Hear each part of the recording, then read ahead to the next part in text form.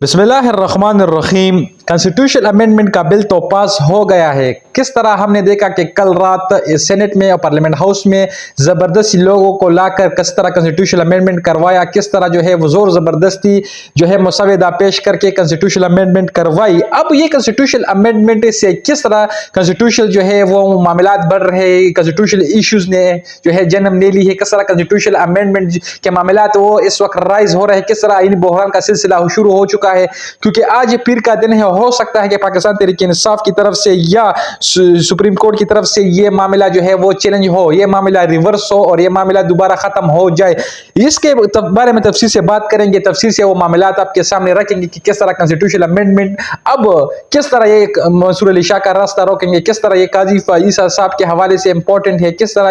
ये जो constitution bench है उसके हवाले से इंपॉर्टेंट है, किस तरह ये पाकिस्तान तहरीक इंसाफ स्पेशली बानी चेयरमैन इमरान खान के लिए ये किस तरह रुकावटें पैदा करेगी, किस तरह जो है वो अगर मंसूर अली शाह चीफ जस्टिस बने तो फिर क्या मामलात होंगे, अगर मुनीब अख्तर जो है वो चीफ जस्टिस बने तो फिर क्या मामलात होंगे, अगर यही आफरीदी चीफ जस्टिस बने तो फिर क्या जो है मामलात होंगे, और हुकूमत किसको जो है इस वक्त प्रमोट करेगी, कि इस वक्त जो है वो इनहेंस करेगी कि वो chief justice of supreme court के लिए अहल है या नहीं। इस पर तफसील से बात करेंगे, लेकिन सबसे पहले जाएंगे कि किस तरह कल रात सेनेट का इजलास हुआ, किस तरह कौमी असम्बली का इजलास हुआ, किस तरह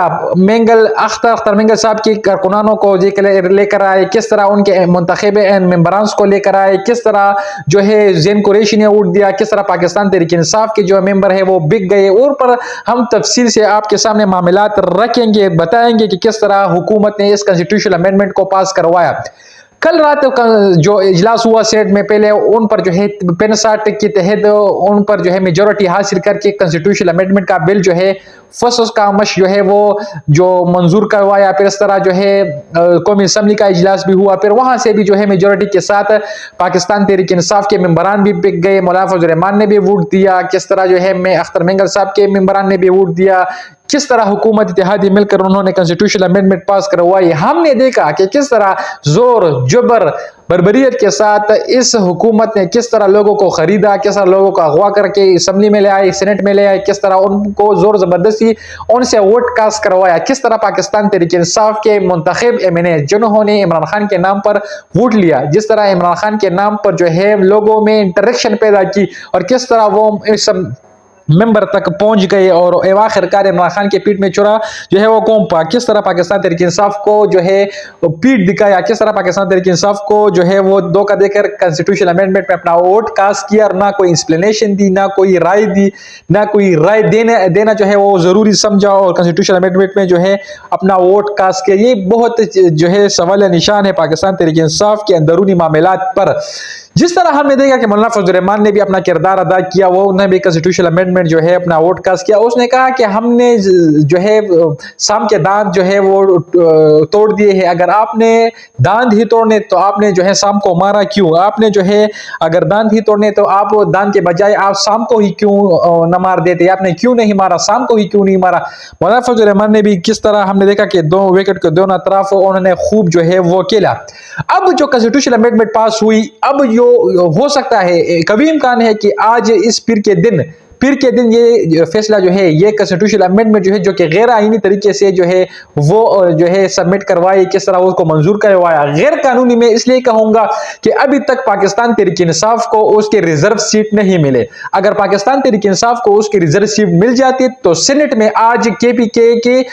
11 सेनेटर वहां पर मौजूद होते, और ये हुकूमत के लिए इन नामुमकिन था कि वो इस कॉन्स्टिट्यूशन अमेंडमेंट को पास करने में कभी इम्कान था कि वो जो है वो फेल हो जाती, और वो इसको पास करने की उनके पास अहलियत ही नहीं थी, वो उनके कायल ही नहीं थे फिर कि वो इस कॉन्स्टिट्यूशन अमेंडमेंट को पास करवाए। तो एक तो गैर कानूनी तरीके से ये कि कॉन्स्टिट्यूशन अमेंडमेंट अगर पास करवाने तो इस तरह पाकिस्तान तहरीक इंसाफ को रिजर्व सीट मिलने चाहिए थे। बगैर रिजर्व सीट के आप किस तरह कॉन्स्टिट्यूशन अमेंडमेंट पास करवा सकते हैं? ये तो जो है आप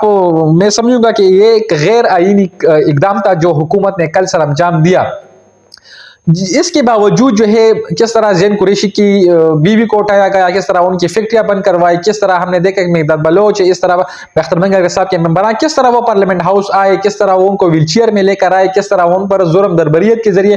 ان کو اہل کر کے کنسٹیٹیوشن امینڈمنٹ میں ووٹ کاسٹ کر دیا. تو یہ میں سمجھوں گا یہ ایک غیر آئینی اقدام تھا. کس طرح کنسٹیٹیوشن امینڈمنٹ پاس کروائی. اب کنسٹیٹیوشن امینڈمنٹ سے کس طرح جو ہے آئینی بحران شروع ہوگا، کس طرح کنسٹیٹیوشن ایشوز رائز ہوں گے. سب سے پہلے تو حکومت نے جو ہے کنسٹیٹیوشن بینچ بنوائے. بینچ میں جو ہے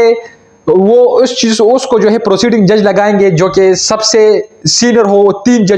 ججز میں حکومت پارلیمانی کمیٹی اس کا فیصلہ کریں گی. تو سپوز منصور علی شاہ صاحب جو ہے وہ سینیورٹی کے بیس پر اگر وہ چیف جسٹس نہیں بنتے، کنسٹیٹیوشن امینڈمنٹ کے کنسٹیٹیوشن بینچ کے وہ ججز نہیں بنتے، اور وہ یحییٰ آفریدی کو جو ہے جو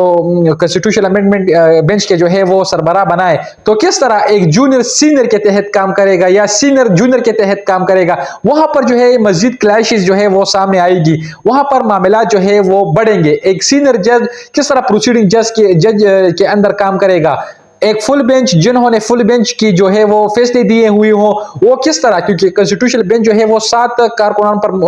جو ہے ججز پر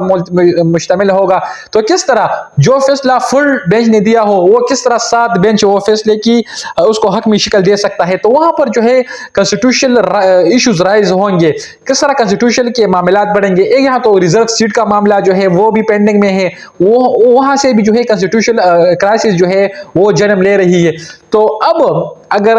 یحییٰ آفریدی، چونکہ انہوں نے تو انکار کر دیا ہے کہ میں جو ہے چیف جسٹس نہیں بنوں گا، تو بچتا ہے وہاں پر 2 منیب اختر اور جسٹس منصور علی شاہ. اب اگر حکومت منصور علی شاہ کا راستہ روکے گی تو وہ جو ہے منیب اختر کو جو ہے وہ چیف جسٹس لگائیں گے. لیکن حکومت نہیں چاہیے کہ وہ منیب اختر صاحب کو چیف جسٹس آف پاکستان لگائے، کیونکہ وہاں پر ان کے مزید اپنے کلیشز جو ہے وہ سامنے آ رہے ہیں کہ کس طرح ان کے معاملات ڈیولپ ہوئے. لیکن وہ خود